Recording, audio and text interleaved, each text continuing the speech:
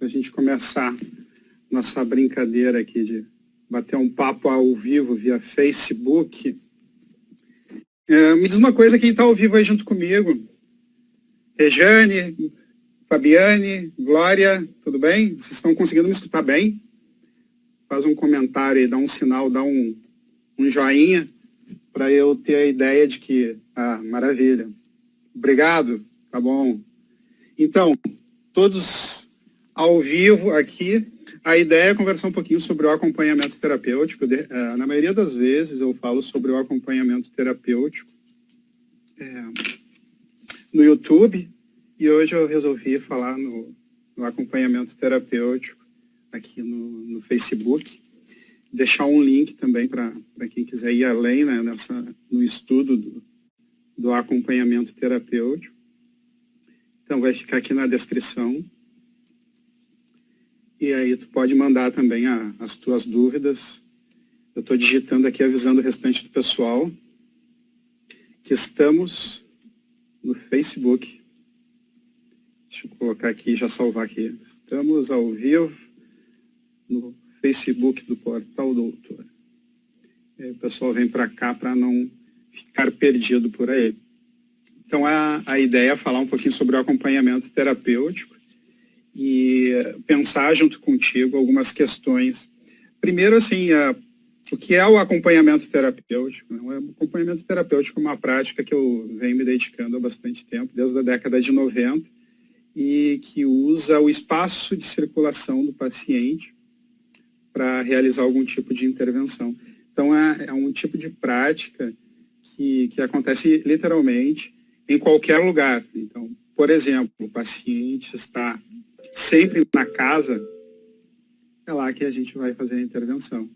O paciente tem alguma dificuldade para sair na rua, andar de ônibus, de avião, de barco, enfim. Todas essas dificuldades a gente aborda no acompanhamento terapêutico. Então, essa é uma prática que usa literalmente o espaço de circulação do paciente para gerar qualidade de vida, promoção de saúde, de bem-estar. Então, é um tipo de abordagem que já vem sendo utilizado há bastante tempo e que vem gerando vários tratamentos interessantes, em vários casos, por exemplo, de esquizofrenia, de transtorno borderline de personalidade, enfim, várias alterações. Clássico também utilizado para o tratamento de depressão, crise de ansiedade, enfim. E hoje eu tenho vários questionamentos aqui para compartilhar contigo a respeito do acompanhamento terapêutico. Várias pessoas enviaram, pessoas de São Paulo, da Bahia, do Rio Grande do Sul. E vamos pensar junto. Por exemplo, a Tamires Rodrigues, ela está começando a entrar em contato com a atividade clínica e está com certo receio para trabalhar com casos de transtorno de personalidade. O que são esses transtornos de personalidade? É um tipo de funcionamento onde o sujeito manifesta algum grau de desconforto importante, por exemplo, chegando ao ponto de ter algumas alucinações, algumas dificuldades no contato social, alguma desorganização da estrutura, por exemplo, da organização das frases.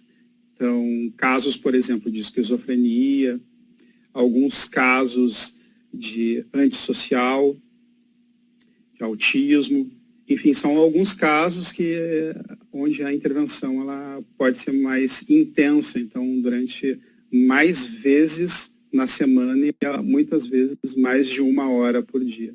Então, nesses casos, Tamires Rodrigues, é importante que tu estude bastante, né, o transtorno de personalidade, ou seja, o diagnóstico que o paciente apresenta. E quando a gente fala em diagnóstico, o diagnóstico psicológico, a gente pega dados, por exemplo, de vários manuais e que dão um nome para alguma patologia e esse nome representa uma série de sinais e sintomas. Nem sempre, por óbvio, os pacientes vão apresentar todos aqueles sinais e sintomas que estão ali naquele manual. Mas ali tem uma pista, então, do que a gente vai encontrar no caso concreto, lá no contato com o paciente. Então, pode pegar uma representação de um transtorno, onde o paciente tem uma dificuldade de ter interação social, o paciente apresenta alucinações. O que é alucinação? É quando a gente vê, por exemplo, há vários tipos de alucinações. Um tipo muito comum de alucinação é quando o sujeito vê algo que as outras pessoas não conseguem enxergar. Então, a gente chama isso de alucinação visual. Então, isso é muito típico, é muito frequente a gente encontrar em casos de esquizofrenia e, às vezes, até em alguns casos de depressão grave. Então, essa é a alucinação visual. Há também algumas situações de alucinação auditiva, onde o sujeito encontra, escuta algo que o restante da população que está no entorno dele não está escutando. Então, tem uma ideia também, assim, o que o senso comum, o que a maior parte da população percebe, e o sujeito que está com a alteração na sua percepção não percebe.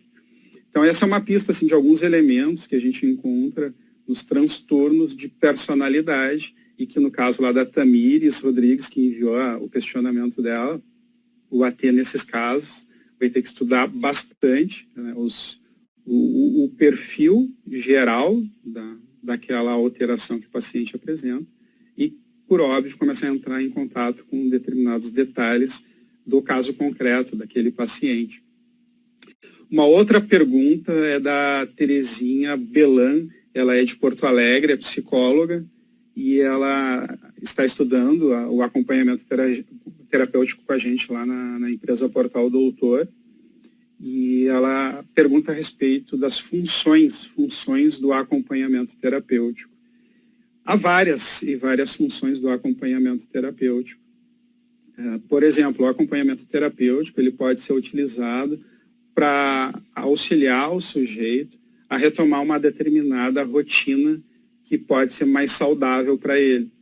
Então, o sujeito que, por exemplo, passa a maior parte do tempo dentro de casa ou a maior parte do tempo dentro do quarto ou em algum outro espaço ali da sua residência, o acompanhante terapêutico ele pode auxiliar nisso, tentando deslocar num primeiro momento através da conversa, botando alguns assuntos que não passavam naquele ambiente, e aos poucos ir ampliando, inclusive, a circulação, indo para além do ambiente onde o sujeito está acostumado. Então, começa a circular nas ruas próximas à residência, daqui a pouco no bairro, algumas situações que vão para além do bairro, né, e até algumas viagens, assim, né, por exemplo, a abordagem do acompanhamento terapêutico, onde o terapeuta vai com o paciente até outra cidade, às vezes até outro estado, e já aconteceram alguns casos de até outro país.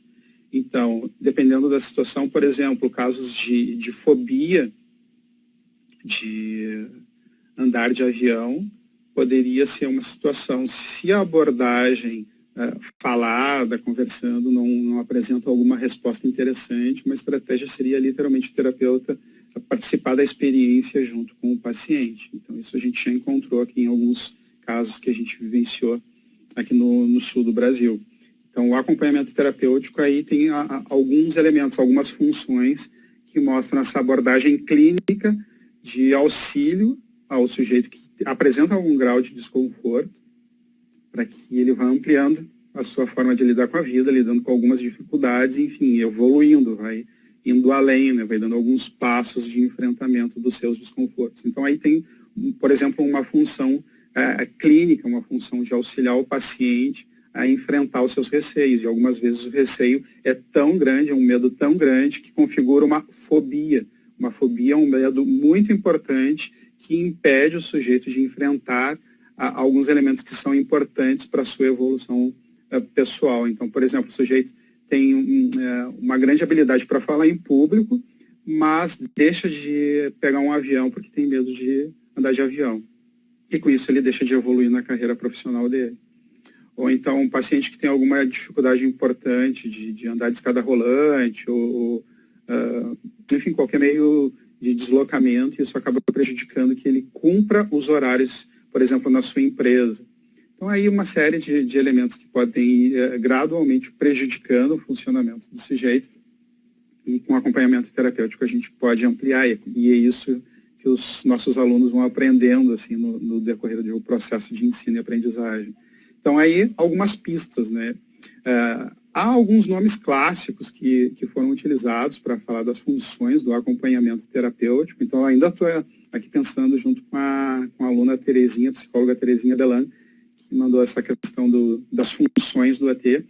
E há algumas psicólogas argentinas, inclusive, que participaram de um livro junto comigo chamado E-Book AT, um livro lançado em 2012, e que chama Silvia Resnick e a Susana de Kurasmauer.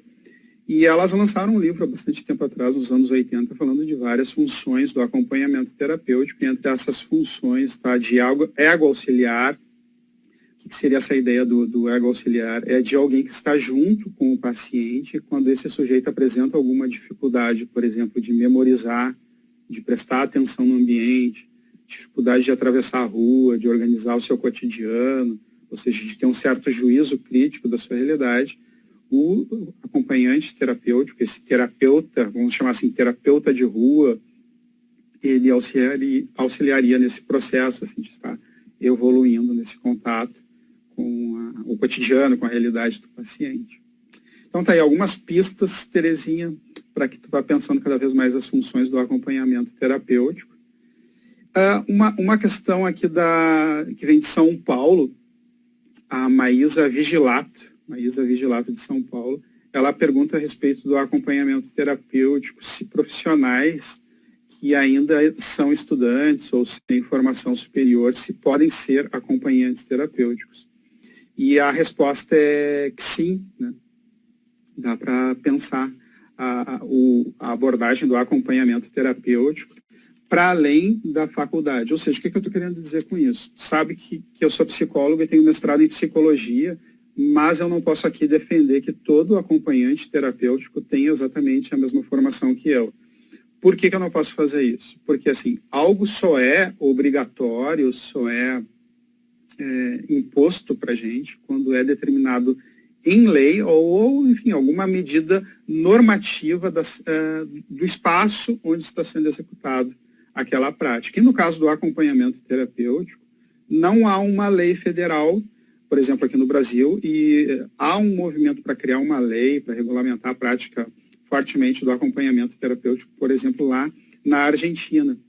Então, lá, provavelmente, o acompanhamento terapêutico vai virar uma formação, assim como aqui no Brasil a gente tem a formação de psicólogo, de médico, de dentista, de enfermeiro. Mas isso ainda não aconteceu. Então, há um certo movimento político, ideológico, filosófico, clínico, né? Várias pessoas importantes que a gente tem contato estão lá pensando essa questão de regulamentação da profissão do acompanhamento terapêutico.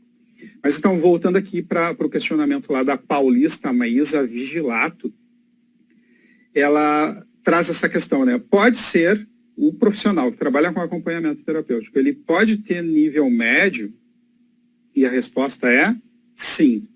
Por que eu consigo afirmar isso categoricamente, dizendo que sim? Porque, por exemplo, aqui no Rio Grande do Sul, a gente tem a resolução, se tu quiser pesquisar, já anota aí a resolução número 233 de 2014. 233 de 2014, CIB, CIB/RS, que é a Comissão Interpartite da Secretaria de Saúde do Estado do Rio Grande do Sul. Essa resolução, a 233, reconhece a prática do acompanhante terapêutico de nível médio e de nível superior. Quem é o acompanhante que executa o acompanhamento terapêutico, ou a sigla AT, de nível médio? O sujeito que tem o ensino médio, ainda não tem o ensino superior concluído. E o que acontece? Em nível de concurso público, já ocorre isso, um fenômeno de contratar os agentes de saúde para executar o acompanhamento terapêutico com o nível de ensino médio. E a diferença é a seguinte: quando o profissional tem ensino médio, não médico, ensino médio, ele vai trabalhar mais horas e vai receber menos. E a abordagem dele fica reduzida àquele campo de ação. Diferente se o sujeito, por exemplo, tem uma formação em psicologia ou qualquer outra formação superior, e aí ele vai fazer o diagnóstico, intervenção, tratamento, vai trabalhar menos horas, se funcionário público, e vai receber maior remuneração. Tá? Então, respondendo objetivamente a pergunta da paulista lá, a Maísa Vigilato, sim, não há problema nenhum em trabalhar com a modalidade do acompanhamento terapêutico, mesmo não tendo a faculdade de psicologia.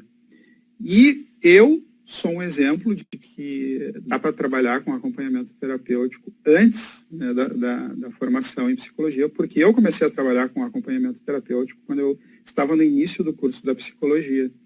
Então, antes de ser psicólogo, eu fui estagiário de psicologia e acompanhante terapêutico. Então, tem esse percurso.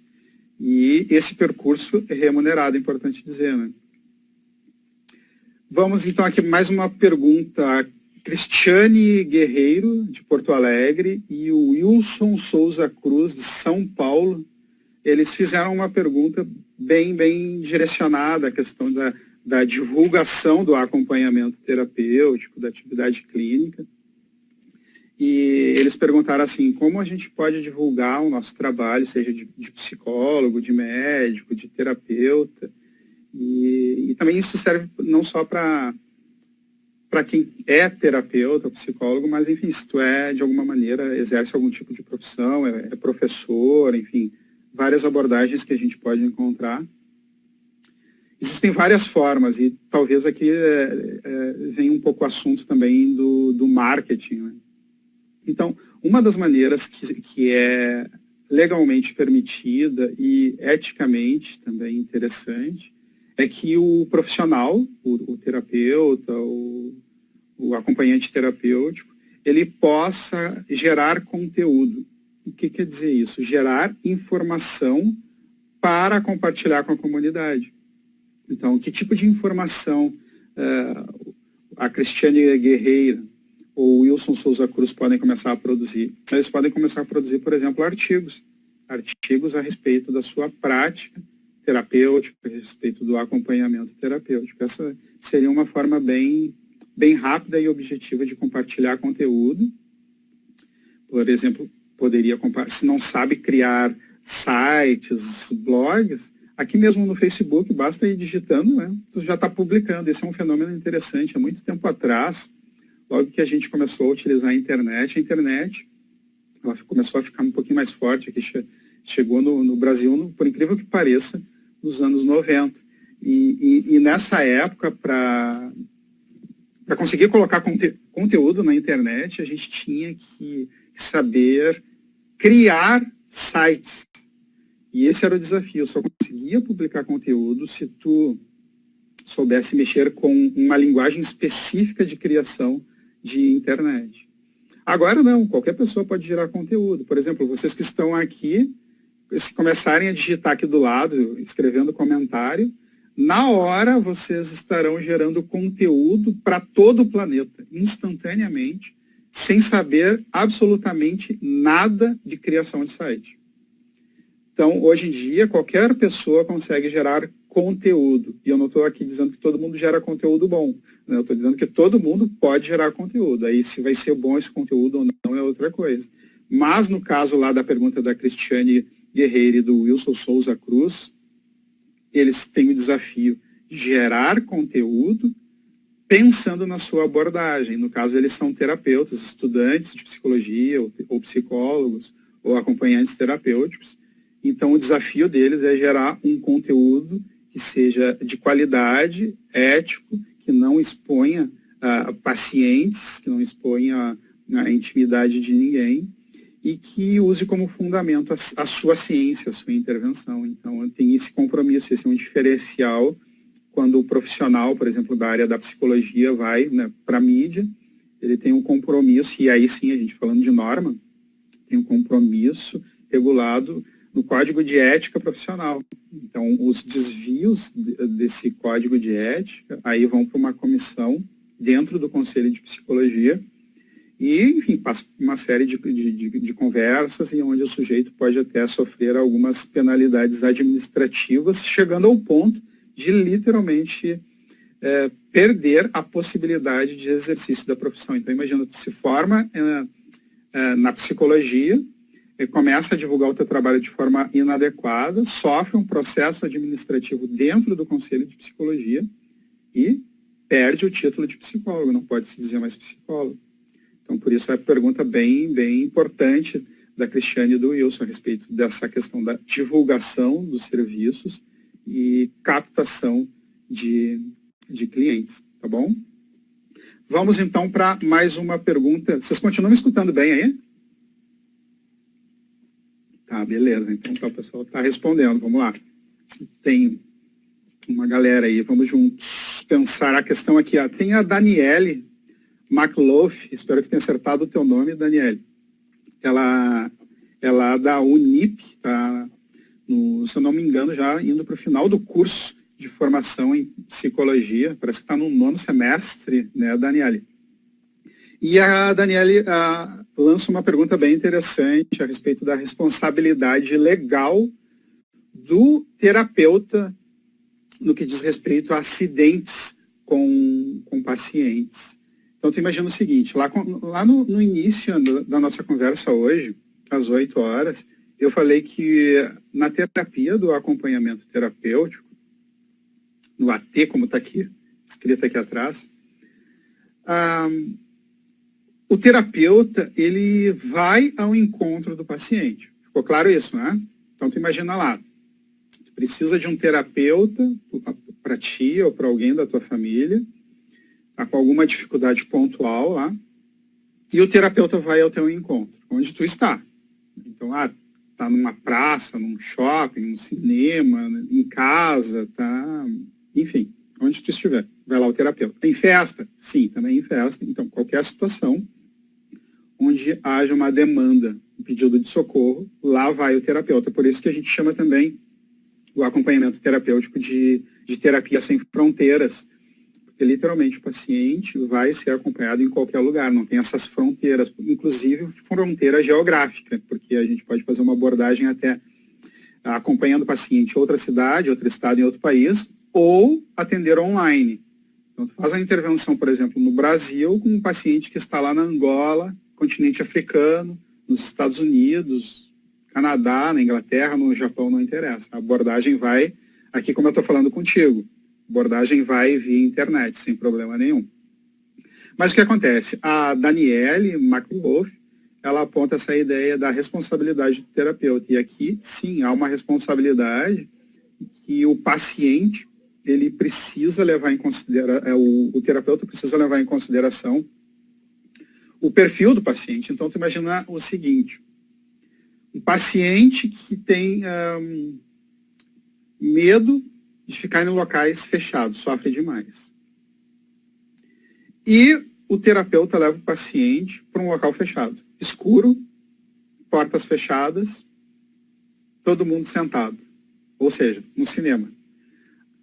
Esse pode ter um risco, um gatilho de risco, pode ter um gatilho, por exemplo, de surto de um paciente, um desconforto muito importante, pode.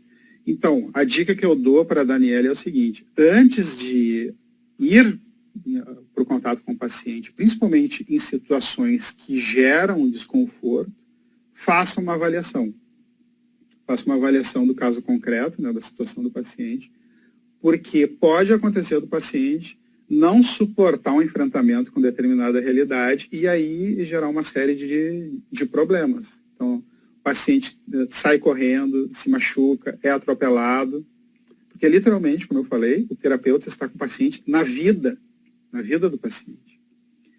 E aí entra uma série de questões. Então, uma pergunta que a gente pode levantar ainda nessa perspectiva aí do universo da terapia com o universo do direito, né, casando esses dois conhecimentos. O terapeuta pode ser responsabilizado por um acidente com o paciente? O que tu acha? Pode ou não pode? Na verdade, qualquer pessoa pode ser responsabilizada por o acidente de outra. Tá? desde que esteja envolvida com aquela situação. Então não precisa nem ser terapeuta. É claro que o terapeuta ele tem um compromisso maior de cuidado, de geração de saúde. Terapeuta eu digo de forma geral, né?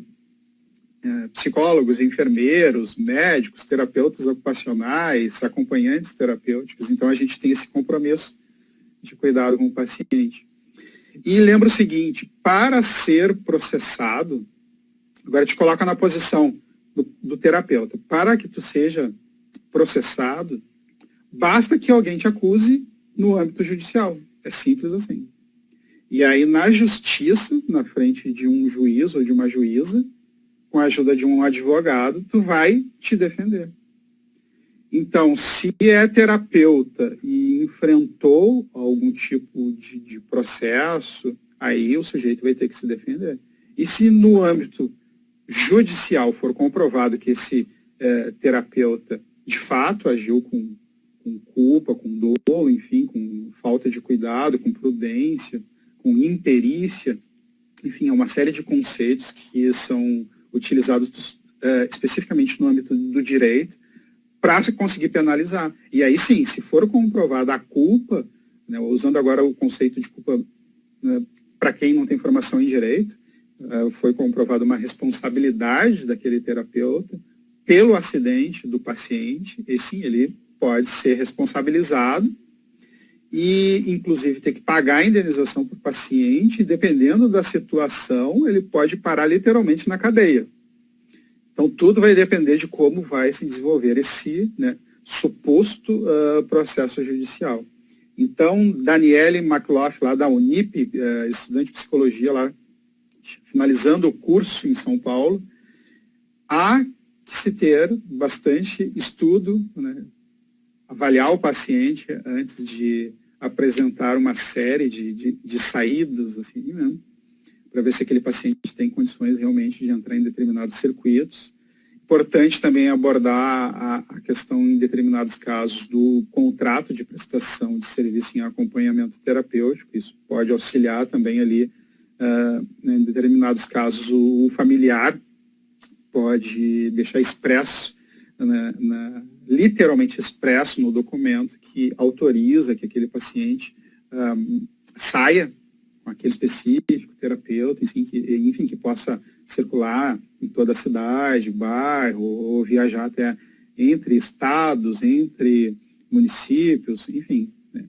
E, enfim, no documento de contrato, dá para constar também até o diagnóstico, as dificuldades, quem contactar em caso de acidente. Há uma série de medidas que a gente pode utilizar num contrato de prestação de serviços, de acompanhamento terapêutico, para que fique bem explícito a combinação para todos que estão envoltos nessa atividade. Confesso que nunca vi casos de processos contra acompanhantes terapêuticos e também nunca vi acidentes assim que justificasse um processo no âmbito do acompanhamento terapêutico. De regra, os profissionais são bem atentos, bem estudiosos, avaliam bem a situação e pecam pelo excesso de cuidado e não pela exposição desnecessária dos seus pacientes. Tá bom, Daniele? Então, essa foi a pergunta sobre a responsabilidade legal do acompanhante terapêutico nos casos de acidente de pacientes. Mais uma pergunta agora de uma terapeuta ocupacional, a Rosário Leite, lá de São Paulo. Ela é gerontóloga, ou seja, trabalha com idosos, e ela pergunta essa ideia do acompanhamento terapêutico para pacientes idosos. E é interessante esse tipo de atividade, vem crescendo bastante o uso do acompanhamento terapêutico para idosos. A gente vê um fenômeno bem importante de produção, quase que sem parar, de casas geriátricas, né? Há vários sujeitos que estão investindo bastante isso. A gente vê muito isso aqui em Porto Alegre, principalmente aqui na zona sul de Porto Alegre. Há várias casas bem grandes, né, com uma estrutura bem importante, sendo abertas assim, com foco total nos idosos. E nesse percurso assim, de constituição de casas, de casas de idosos, uma abordagem, então, de cuidado especializado, articulando profissionais da área da saúde, médico, psicólogo, enfermeiro, terapeuta ocupacional e também os acompanhantes terapêuticos. Esse fenômeno vem crescendo. E uma coisa interessante é que o acompanhamento terapêutico ele também vem sendo utilizado para evitar que os idosos vão necessariamente para essas casas chamadas, entre aspas, casas de repouso, também se chamava antigamente de asilo, esse nome também acabou caindo em desuso e até um certo preconceito, né? Mas aqui na Zona Sul de Porto Alegre eu encontrei até algumas casas que chamam de creche de idosos. Daí o idoso vai, né, por exemplo, de manhã, fica até o meio-dia, ou então passa só o dia, depois de noite volta para casa para ficar junto com os familiares. É uma abordagem diferenciada, por exemplo, quando o familiar não consegue estar junto do outro familiar idoso durante o dia, e esse idoso sozinho pode gerar algum comportamento que coloca em risco a sua integridade física, psicológica. Então acaba sendo bem interessante essa abordagem assim de uso de turnos, não fica sempre dentro da estrutura o idoso, né? Ele fica alguns turnos ali só para ter algum profissional qualificado que cuide. Mas então, voltando à questão do acompanhamento terapêutico, há várias situações onde o AT vai, então, ao invés do idoso sair de casa, por exemplo, ir para uma outra instituição, as casas de repouso, entre aspas, o AT ou grupos de acompanhantes terapêuticos vão até o idoso. Então, a gente encontra, por exemplo, 3, 4, 5 acompanhantes terapêuticos que vão se revezando no atendimento nessa área de gerontologia. Então, um fica de manhã com o paciente idoso, outro fica de tarde. Em alguns casos, alguém passa o turno da noite, ou então intervenções de finais de semana. Há também a possibilidade do uso do acompanhamento terapêutico para fazer uma transição, uma adaptação desse idoso que vai ter que ir para longe fisicamente da família, ficar numa casa de repouso. Então, pode ser utilizado o acompanhante terapêutico para auxiliar nesse processo. Então, Rosário Leite é uma área, terapeuta ocupacional ou gerontóloga. Essa área do AT mais idoso é uma área que vem crescendo bastante, cada vez mais tem demanda maior. Então, cada vez mais cresce a demanda de pedido de intervenção no caso de pacientes idosos. Por quê? Porque a gente está durando mais, né? A gente está passando dos 70 anos, alguns dos 80, alguns dos 90. Então, hoje em dia está mais difícil falecer antes dos 60 anos. Então, e com isso a população vai ficando mais idosa, para não falar que mais velha. Então, mais idosos circulando.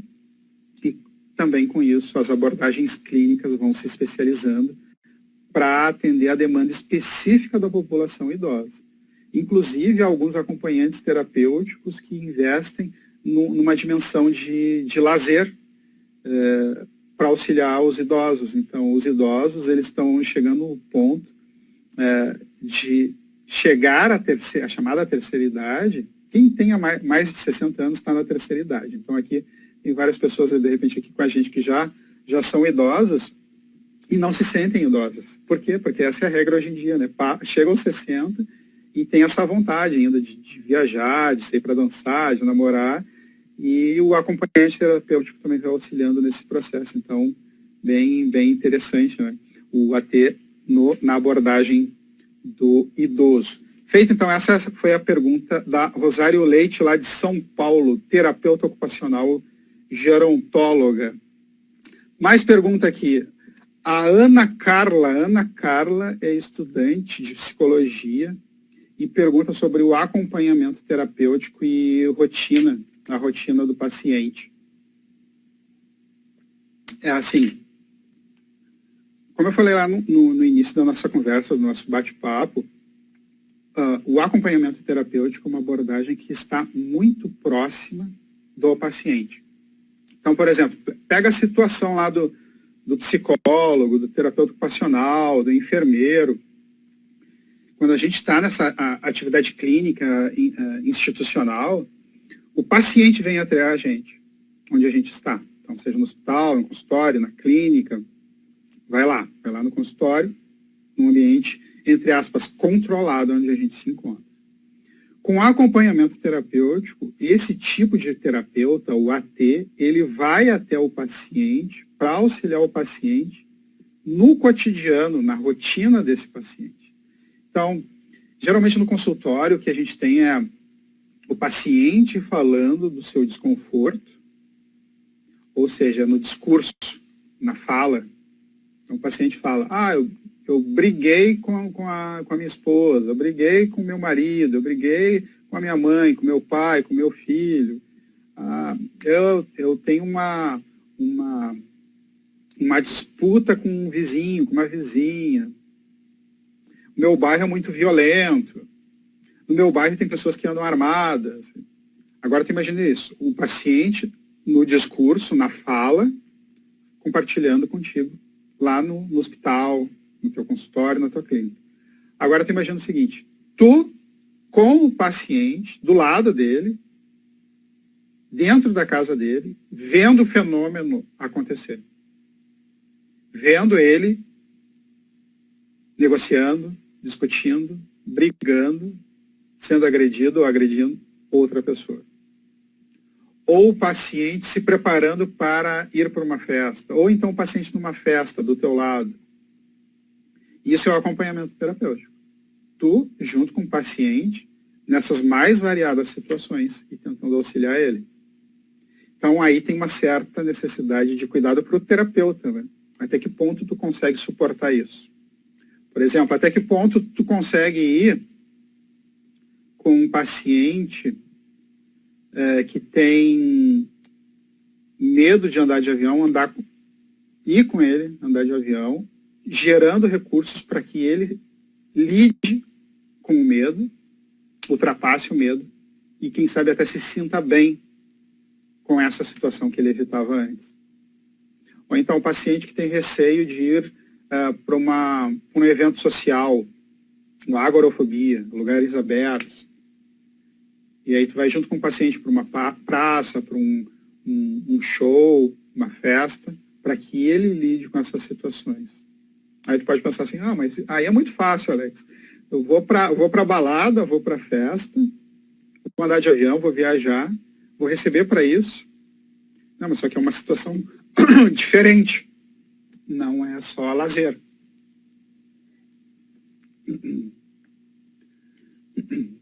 É uma situação diferente por quê? Porque tem um compromisso. Lembra lá do início? Tem um compromisso de ser terapêutico. Então, uma coisa, e aqui a gente entra no papo do lazer. O lazer é lazer para o paciente. O terapeuta não está em momentos de lazer. Então, tu pode pensar o seguinte, ir num show, imagina tu num show com o paciente, na banda ou no artista que tu mais gosta. Mesmo nessa situação, a mentalidade não é lazer para ti. Para ti é trabalho. E o teu foco tem que ser lá no cuidado com o paciente. Como é que está o paciente? Paciente dependente químico, num show, lá, talvez sentindo cheiros, vendo pessoas utilizando drogas. Como é que tu vai lidar com esse tipo de situação? Como é que vai lidar com a compulsão, com o comportamento do paciente, daqui a pouco querer utilizar algo que ele está evitando, está tentando tratar a dependência química. Então, é uma série de desafios, né? Não dá para perceber que só nesse recorte, que não é algo tão simples assim de se abordar, né? Pensar que é lazer, é festa, é viagem, é turismo. Então, tem que ter um certo cuidado.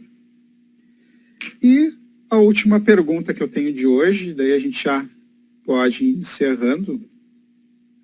A Marta Araújo é baiana, uma estudante de psicologia lá do último semestre, na Bahia. Ela tem uma pergunta bem operacional, assim, pensando a questão da acompanhante, a mulher acompanhante terapêutica. Como é que se chama? Todo mundo é acompanhante terapêutico, com o O no final, a acompanhante terapêutico, ou acompanhante terapêutica. É uma questão para quem, principalmente quem pensa em divulgar o seu trabalho, né? Pensa fazer por exemplo, um folder, um cartãozinho profissional. E geralmente o que eu estou vendo, assim, as alunas, então as meninas, o sexo feminino na terapia do acompanhamento terapêutico usa o A no final, acompanhante terapêutica, tá bom? Então, Marta Araújo, estudante de psicologia lá da Bahia. Então, era isso, minha gente. Continuam me escutando bem aí do outro lado? Eu vou ficando por aqui. Tem alguns enfermeiros aí, Sandro, Letícia. Vocês estão pensando em ser acompanhantes terapêuticos também? Será Débora, Luiz, Rejane, Lúcia Correia, a Ivana. Gente, eu vou ficando por aqui então, nesse nosso bate-papo rápido sobre o acompanhamento terapêutico. Eu deixei ali um link ali em cima, quem quiser saber um pouquinho mais do acompanhamento terapêutico, quem sabe, né, está precisando para a sua evolução profissional, nova área. Então, fica aí o link à disposição de vocês. E nos encontramos em uma outra publicação. Às vezes vocês me encontram no Facebook, às vezes no YouTube, né?